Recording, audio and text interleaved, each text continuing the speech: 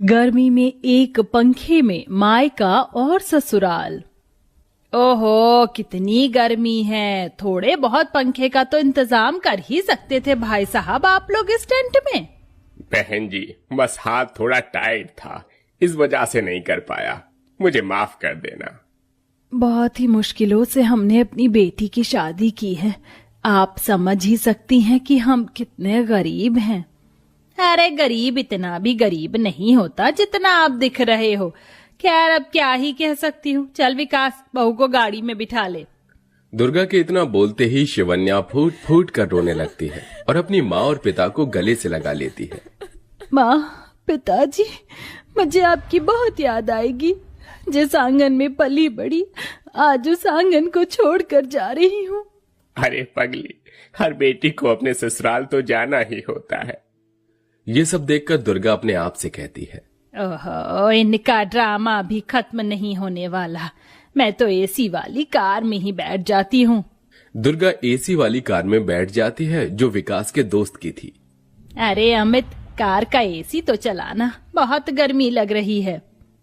Amit car का AC चला देता है। कुछ ही देर में शिवन्या अपने पति के साथ कार में बैठ जाती है और अपने ससुराल पहुंच जाती है, जहां उसकी ननद उसका गृह प्रवेश करती है। आ जाओ भाभी, इस घर में आपका स्वागत है। पूर्वी गृह प्रवेश करके शिवन्या को घर के अंदर लेकर आती है। अरे चलो हटो हटो, मुझे थोड़ी देर कूलर की हवा खाने दो। अरे भाग्यवान, क्या दिक्कत है? जब भी मैं कूलर के आगे बैठता हूँ तो तुम्हें कुछ ज्यादा ही गर्मी लगती है और मुझे कूलर के सामने से हटा देती हो। अच्छा, तुम तो बस कहो ही मत। कुछ सारी हवा आपको ही चाहिए। हम तो जैसे पागल हैं इस घर के अंदर। अब तुमसे भला कौन ही जीत सकता है? खाओ, तुम ही हवा खाओ कूलर की। घर में एक कूलर के साथ एक ही पंखा था और सब एक ही कमरे में सोते थे। रात को सब कूलर के आगे लेट जाते हैं और सबसे आखिरी में बेचारी शिवन्या सोती है। अरे ये क्या, बहुत गर्मी लग रही है, लेकिन अब कर भी क्या सकती हूँ। शिवन्या जैसे तैसे करके सो जाती है। अगले दिन जब सवेरा होता है तो शिवन्या को ही घर के सारे काम और जिम्मेदारी उठानी पड़ती है। शिवन्या धूप में बाहर आंगन में बर्तन धोकर घर के अंदर आती है। उसे बहुत पसीने आते हैं। वो जैसे ही कूलर के सामने बैठती है, वाह, देखो तो सही, महारानी कूलर की हवा खा रही है। अरे तू अपने ससुराल से लेकर आई थी क्या इस कूलर को? माँ जी, बहुत पसीने आ रही थी इसलिए थोड़ी देर यहाँ बैठ गई। इसका बिल तेरा बाप नहीं भरता है। दुर्गा कूलर का बटन बंद करके चली जाती है। इस तरह बेचारी शिवन्या को सारे काम करने के बाद भी थोड़ी देर कूलर का सुकून भरी हवा खाने को भी नहीं मिलती। एक दिन विकास अपने काम पर से वापस घर लौट रहा होता है। आज तो बहुत ज्यादा ही लेट हो गया हूँ। जल्दी जल्दी चलता हूँ, गर्मी बहुत हो रही है।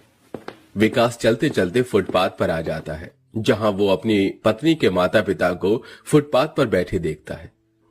अरे अरे माँ जी, पिताजी, आप यहाँ? आप इस तरह फुटपाथ पर क्यों बैठे हो? बेटिया की शादी करने के लिए हमारे पास पैसे नहीं थे, इसलिए हमने घर गिरवी रखा था। तुम्हें तो पता ही है कि हम बहुत गरीब हैं। जैसे तैसे अपने घर में गुजारा कर रहे थे, लेकिन जिन लोगों के पास हमने अपने मकान के कागज गिरवी रखे थे, उन लोगों ने हमारे घर के ऊपर कब्जा कर लिया है और हमें घर से बाहर निकाल दिया है। अरे, मेरे रहते आप इस तरह परेशान नहीं होंगे। इस तरह तो आप गर्मी में मर जाओगे। ऊपर से आपको घमौरी भी हो गई है। चलिए, आप घर चलिए, अब आप हमारे साथ ही रहेंगे। विकास अपनी पत्नी के मायके वालों को अपने साथ अपने घर ले आता है। नमस्ते बहन जी, कैसी हो?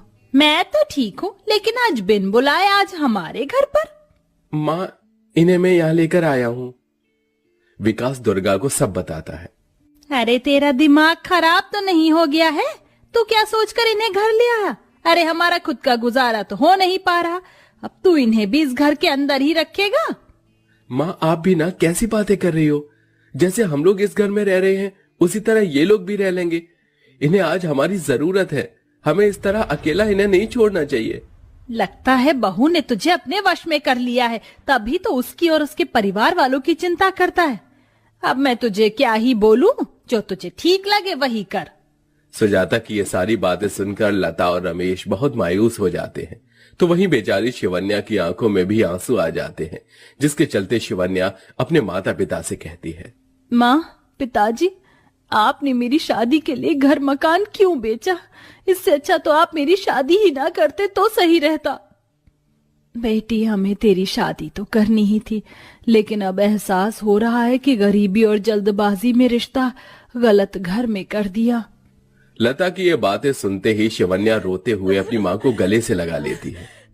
अब एक ही घर के अंदर ससुराल और मायके वाले जैसे तैसे करके अपना गुजारा कर ही रहे थे कि अचानक से कूलर खराब हो जाता है, जिससे घर में और भी ज्यादा गर्मी हो जाती है।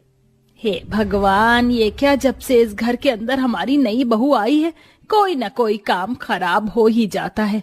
आज देखो ना, हमारा कूलर भी खराब हो गया। अब इस गर्मी में हम लोग कैसे गुजारा करेंगे? मुझे तो लगता है बहू के पैर ठीक नहीं हैं। कहीं हमारी बहू अपशगुनी तो नहीं है? दुर्गा के मुंह से ये बातें जब शिवन्या और उसके माता पिता सुनते हैं तो उन्हें बहुत बुरा लगता है। रात भर अब बहू के मायके और ससुराल वालों को एक पंखे के नीचे ही सोना पड़ता है।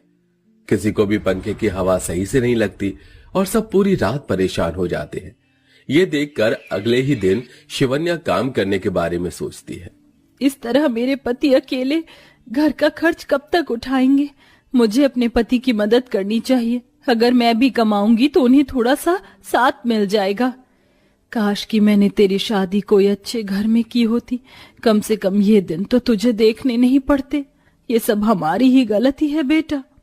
इस तरह शिवन्या सुबह आंगनबाड़ी में बच्चों को पढ़ाने का काम पकड़ लेती है और शाम को एक अमीर घर में खाना बनाने का काम पकड़ लेती है, लेकिन इसके बारे में वो किसी को नहीं बताती। एक दिन शिवन्या की माँ लता ही उससे पूछ लेती है, तुम रोजाना सुबह शाम गायब रहती हो, कहाँ चली जाती हो? वैसे तुम्हें सब कुछ जानती हूँ, लेकिन मैं तुम्हारे मुंह से सुनना चाहती हूँ। एक माँ से उसका बच्चा क्या ही छुपा पाएगा? माँ, आपको पता चल गया है कि मैं काम करने लगी हूँ। हाँ बेटी, मैं जानती हूँ, लेकिन तू जानती है ना तेरी सास कैसी है। अगर उसे पता चला तो तुझे 100 बात सुनाएगी। मुझे अपने पति की हेल्प करनी है और साथ में इस घर के अंदर एक कूलर पंखा दोबारा से लगवाना है, ताकि किसी को गर्मी में मरना ना पड़े। ऐसे ही शिवन्या बहुत ही स्ट्रगल करती है। उसे घर के सारे काम भी करने होते हैं और साथ में उसे छुप छुप कर नौकरी पर भी जाना पड़ता है। एक दिन दुर्गा शाम के वक्त लता और रमेश से कहती है, अरे बेटी के ससुराल में आने के बाद मुफ्त की रोटी तोड़ते हुए शर्म नहीं आती क्या तुम्हें? मुझे तो लगता है बिल्कुल ही बेशर्म हो। तभी वहाँ ऑफिस से शिवन्या वापस घर आती है और वो ये सब सुन लेती है। उसके हाथ में एक पंखा और एक कूलर होता है। देखो तो सही, क्या कहने, एक हाथ में पंखा है तो एक हाथ में कूलर। किसका है ये? ये सब मेरा है माँ जी, मैं लेकर आई हूँ। आज मुझे मेरी पहली तनख्वाह मिली है, बस इसी की खुशी में। शिवन्या कूलर और पंखा अपने कमरे में लगा देती है, जिसके बाद उसका कमरा बहुत ठंडा हो जाता है। अब से शिवन्या अपने माता पिता को अपने कमरे में ही सुलाती है। उनका ये प्यार देखकर दुर्गा को कहीं न कहीं अपनी गलती का भी एहसास होने लगता है।